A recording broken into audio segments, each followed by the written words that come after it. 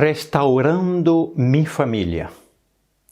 Israel estava experimentando a maior apostasia de sua história, o abandono da fé verdadeira, a adoração de deuses falsos e a destruição do altar do Senhor havia provocado que a grande maioria das famílias derribara o altar do culto familiar e coletivo.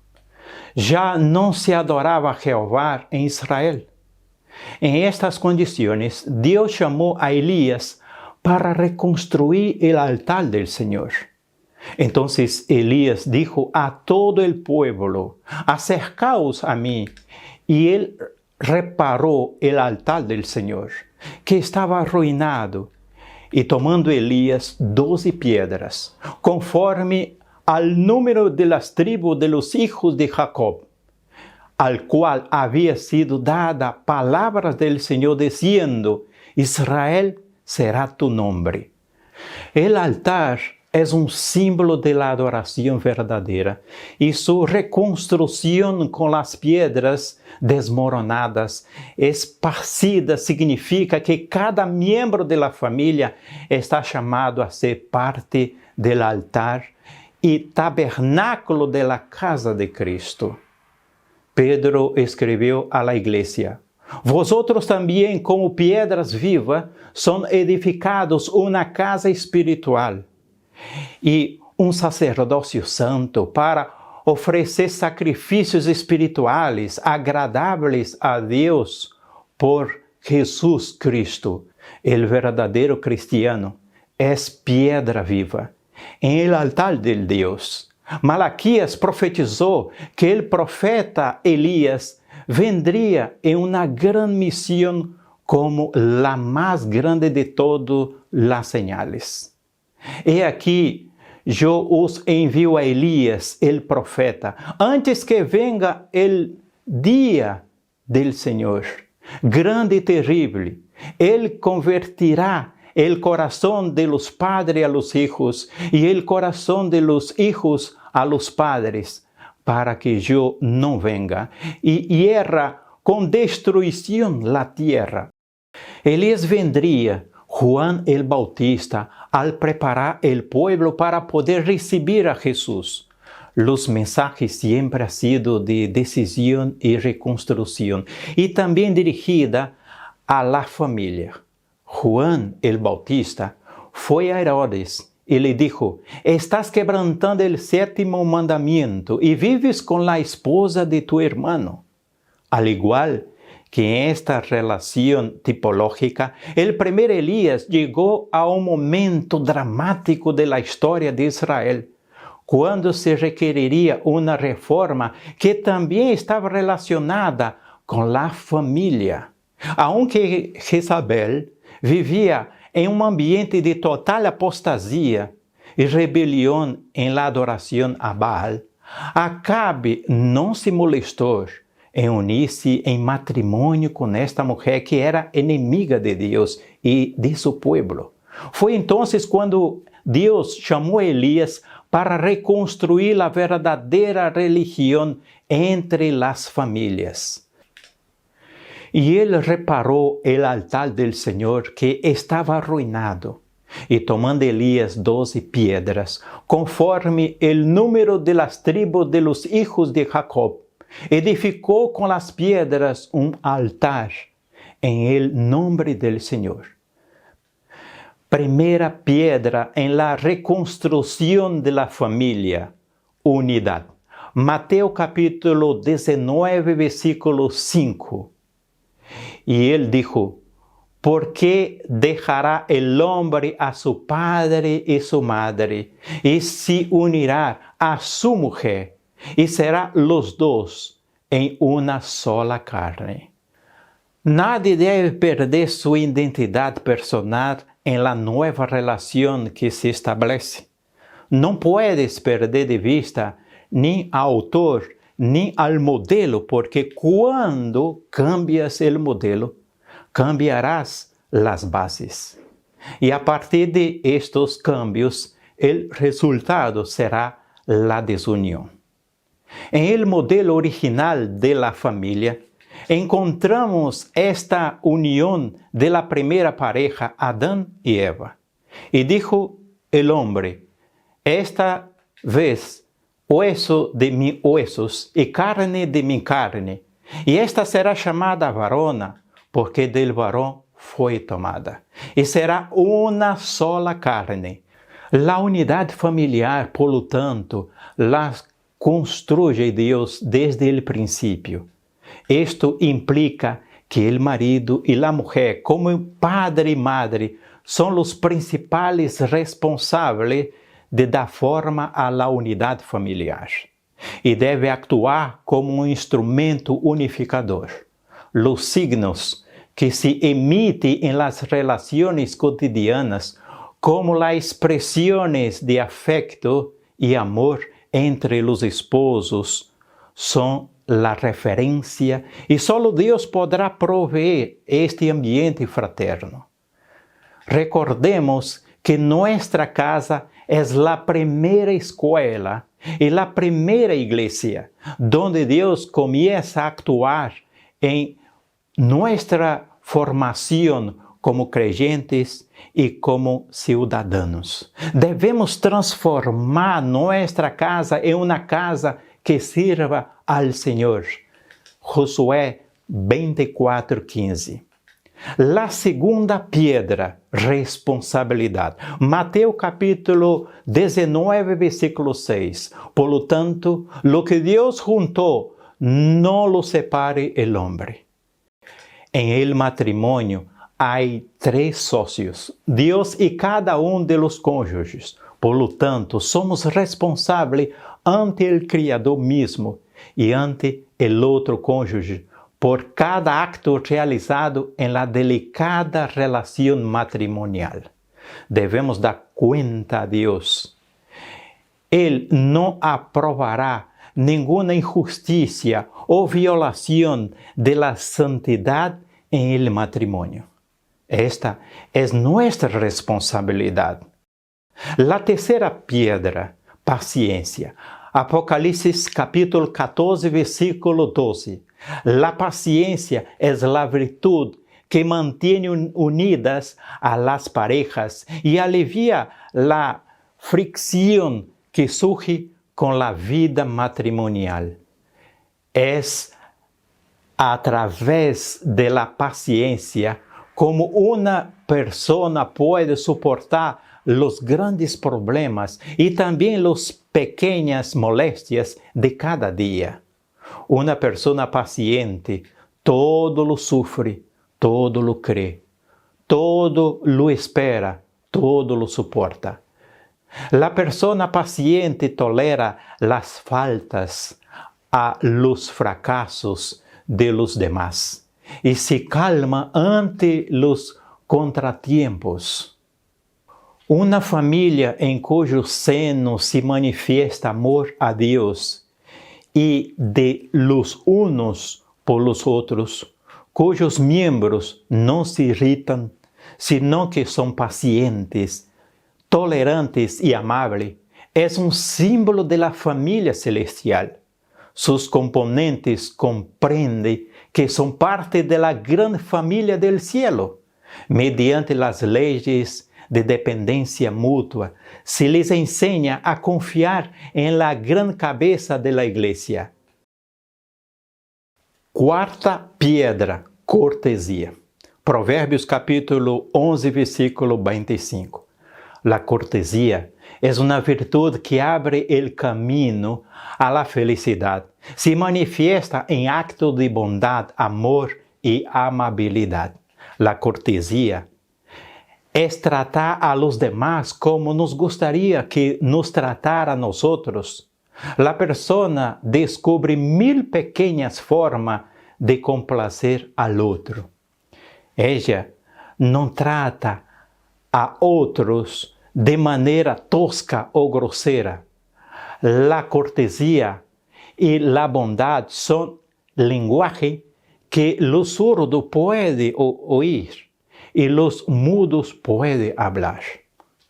Los actos diarios de la vida expresan la medida el molde de nuestra disposición y carácter. Donde hay una falta de religión de hogar, una profesión de fe no tiene valor. Por lo tanto, no salga palabras despediadas de los labios de los que componen el circo familiar. La obra de santificación comienza en el hogar. Los que son cristianos en el hogar serán cristianos en la iglesia y en el mundo. Hay muchos que no crecen en la gracia porque falla en el cultivo de la religión del hogar.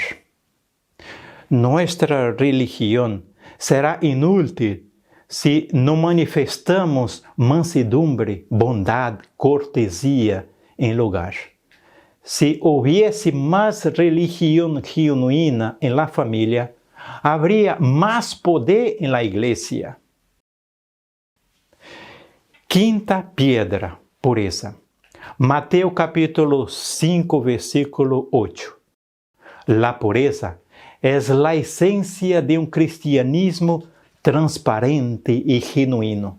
El puro de corazón no es esclavo de sus pasiones, está libre de malicias y pensamientos impuros. No usa falsedad ni mentiras, es fiel a su cónyuge o socio con quien hizo el voto matrimonial ante el Señor. Dios tiene una promesa para los puros en Mateo capítulo 5, versículo 8. Sexta piedra, oración. Romanos capítulo 12, versículo 1.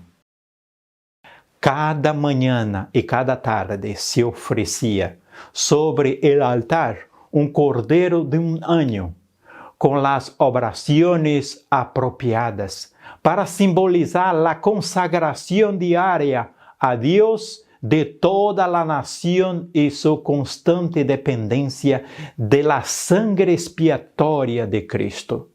Las horas designadas para el sacrificio matutino y vespertino se consideraban sagradas y llegaron a observarse como momentos dedicados al culto por toda la nación judía. Como los patriarcas de antaños, los que profesan amar a Dios deben construir un altar al Señor, donde quiera que instale su tienda. Si hubo un tiempo en que toda casa debería ser una casa de oración, es hoy. Los padres y las madres a menudo deben elevar sus corazones a Dios en humildad, súplica por ellos mismos y por sus hijos. Que el padre, como sacerdote de la casa, ponga sobre el altar de Dios los sacrificios de la mañana y de la tarde, mientras la esposa y los hijos se unan en oración y alabanza. En una casa como esta, Jesús les gustará quedarse. Séptima piedra, prudencia. Provérbios capítulo 19, versículo 11. La prudencia es la virtud que da a conocer los peligros y evita las dificultades. La prudencia lleva a las personas a actuar con moderación respecto a sus responsabilidades y derechos. El mejor sinónimo de prudencia es el sentido común. Esto significa aplicar la sabiduría de manera correcta y en el momento adecuado. El prudente es sensato y cauteloso. No se expone a peligros. Piensa bien antes de hablar y actuar. Consejo de la pluma inspirada. Existe en derredor de cada familia un círculo sagrado que debe preservarse. Ninguna outra pessoa tem direito a cruzar este círculo sagrado. O esposo e a esposa devem serlo todo el uno para el outro. Ela não deve ter secretos que rehuse revelar a seu esposo e comunique a outros. E ele não deve ter secretos que não diga a sua esposa e relate a outros. O coração de la esposa deve ser uma tumba para os defectos del marido. E o coração de ele uma tumba para os defectos de ella. Nunca deve uma de las partes bromear a custa de los sentimientos de la outra parte. Nunca deve o marido ou a mulher queixar-se de sua consorte a outros, em broma ou qualquer outra maneira, porque com frequência ele recorre a bromas insensatas que pareçam perfeitamente inofensivas, termina em uma prova para cada um e hasta em uma separação. Se me ha mostrado que deve haver escudo sagrado em derredor de cada família. Oitava pedra, compreensão. Filipenses capítulo 1, versículo 9. Porque muitos encontram muro de lamentação em el matrimônio? Porque não intenta compreender-se. Lutem uns por outros, pero não uns contra outros. A realidade em milhões de hogares hoje em dia são maridos que já não entendem a suas esposas, padre que não habla com seus filhos, hermanos que ha reñido e não ha hablado durante anos, hijos que não aceptam as determinações de seus padres. São pessoas que, pouco a pouco, ou de repente, decidiram viver bajo o mesmo techo, pero sem cultivar nenhum tipo de relação afetiva ou compromisso com as atividades coletivas. Ou definitivamente romperam o vínculo familiar e literalmente se separaram. O vínculo familiar, tão importante, parece que já não existe. E o que é pior, a sensação é que é impossível reconstruí-lo. Sin embargo, isso não é verdade. Estamos entrenados para evitar os conflitos a toda costa, pensando que isto é o que mantém a paz. Pero o que promueve e mantém a paz é a resolução de conflito. A Bíblia diz: "Si se puede hacer, quanto é possível em vosotros, tener paz com todos os homens." Romanos 12, 18. Novena piedra, comunicação. Que é comunicação? Não é mais que a arte del encuentro. Em Provérbios 18, 21 diz: "La muerte y la vida están en poder de la lengua. El que la ama comerá de sus frutos."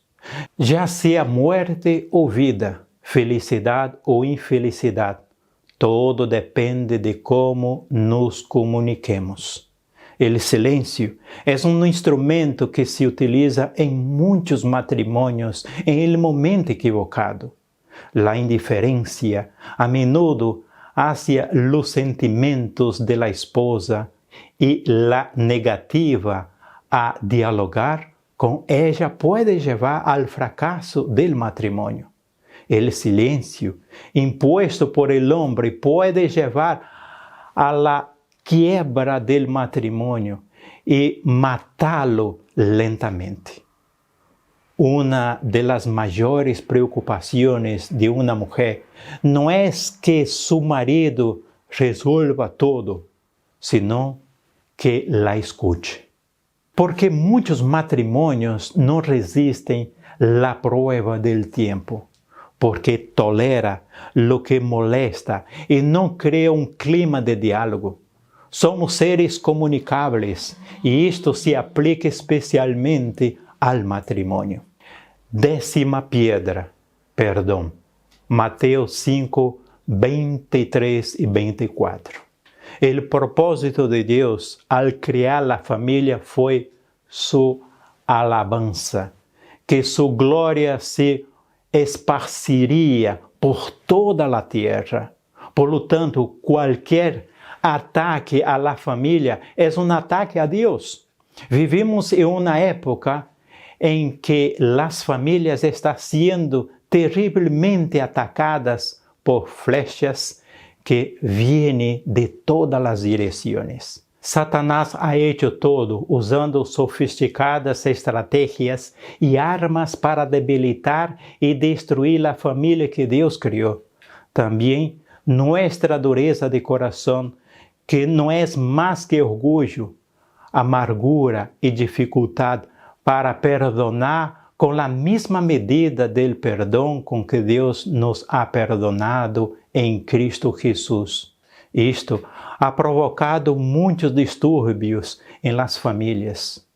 No aceptamos que no perdonar al otro no es ser perdonado por Dios, pero hay esperanza de restauración. La Biblia nos asegura esta posibilidad siempre que dejemos que el Señor realice este milagro de restauración por completo.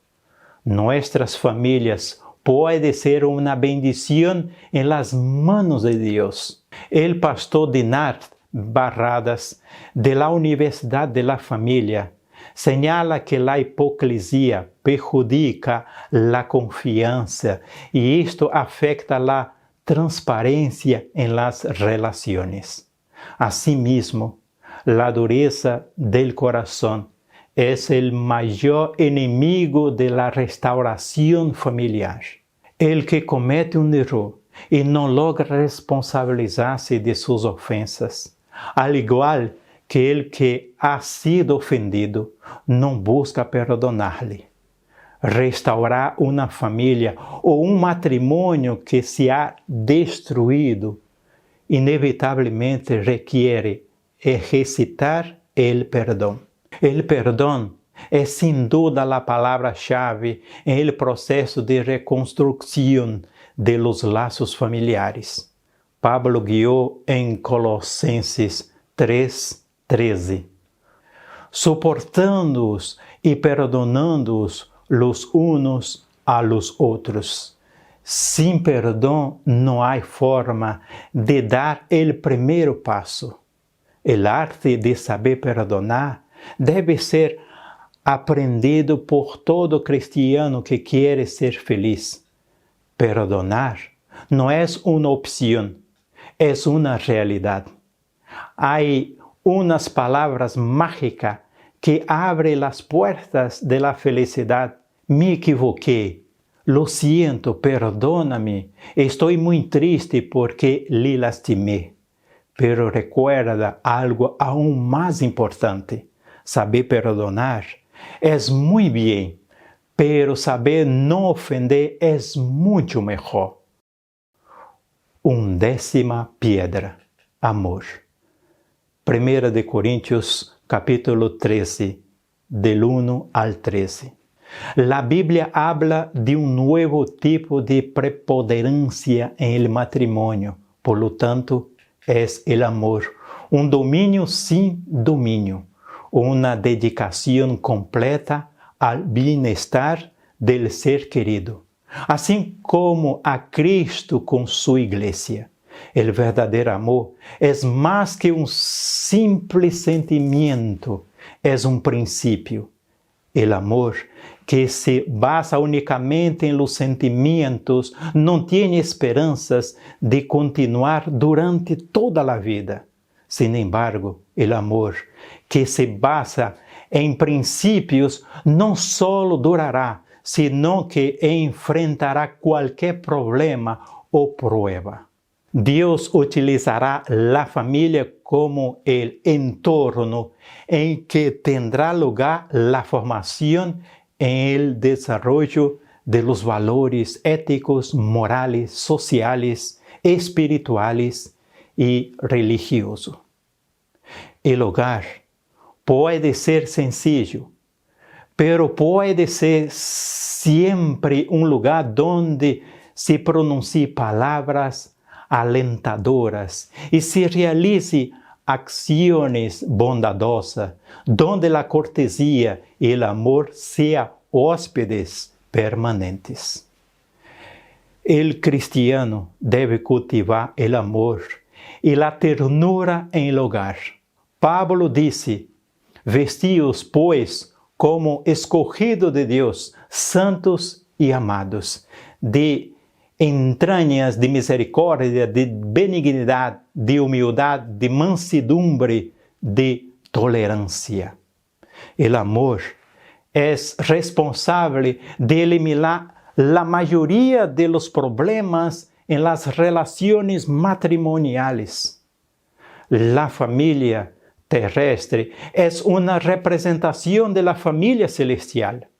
Padres e hijos deben aprender a luchar contra las tentaciones y el pecado. En el hogar debe haber amor, ese amor que une los corazones de cada miembro con fuertes lazos. El amor es la ley del cielo que une a la divindad con la humanidad. 12ª piedra, piedad. 1 de Timóteo capítulo 6, versículo 6. La virtud de la piedad puede suplir la falta de una o más calidades anteriores. Puede que uno no tenga estas calidades, pero la piedad no puede faltar. Ella es la fuente originaria de todas las demás virtudes. ¿Cómo puedes identificar a una persona piedosa? La Biblia da las características de alguien que es piedoso. Génesis capítulo 5 se menciona el nombre de Enoc, que le describe como alguien que caminó con Dios. En el libro de Hebreos, Enoc se describe como una persona que agradó a Dios. Por lo tanto, tenemos dos características de Enoc: caminó con Dios y agradó a Dios. En estas palabras, su vida se centró en Dios, mantuvo su comunicación con Dios. La Biblia enseña que Jesús se sometió a su Padre. Sin embargo, es igual a su Padre. Por lo tanto, una persona submisa no es menos valiosa como ser humano y es piedosa en su matrimonio. Por lo tanto, una persona piedosa es aquella que es amiga de Jesús. Encontramos una rica promesa de restauración. Isaías 42:3. No acabará de quebrar la caña cascada, ni apagará el pábilo que humeare. Sacará el juicio la verdad. Aquí nos presenta la misión de Jesús, quien cuando viniera traería consigo la bendición de la restauración. La caña rota se reconstituirá y el pábilo que humeare volverá a tener luz. La misión de Jesús sería entonces restaurar lo que estaba roto, lo que parece inútil y inutilizable. El profeta nos comunica a través de la alegoría del pábilo humeante a la que Dios, en su infinita gracia, envió a Jesús en lugar de sustituir la mecha humeante inútil restablece su función de alumbrado de la casa. Que las piedras de la unidad, responsabilidad, paciencia, cortesía, pureza, oración, prudencia, comprensión, comunicación, perdón, amor y piedad, sean los elementos reconstructivos en tu vida y en tu familia. Jesús quiere encender el fuego en tu hogar. Quiere que tu hogar se convierta en un pequeño cielo en la tierra. Que Dios bendiga a todas las familias en este tiempo del fin y que la llama del amor en nuestros hogares nunca se apague. Amén.